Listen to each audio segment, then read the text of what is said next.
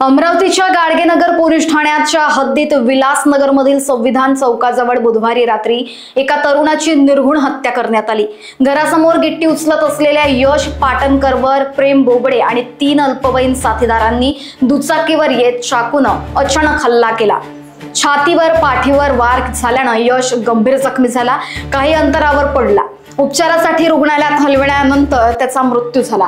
फिर्यादी ममता पाटणकर यांच्या तक्रारीवरून पोलिसांनी आरोपीवर विविध कलमांन्वये गुन्हा दाखल केला। युवकांमध्ये जुन्या वादातून ही हत्या झाल्याचे पोलिसांनी सांगितले। 4 जणांना ताब्यात घेण्यात आलं असून पुढील तपास सुरू आहे। काल दिनांक 19/11/2025 रोजी अमरावती शहर आयुक्तालय हद्दीतील गाडगेनगर पोलीस स्टेशन हद्दीत यश पाटणकर या युवकावर अज्ञात 3 इसमांनी बुलेटवर येऊन चाकू हल्ला केल्याची घटना घडली होती।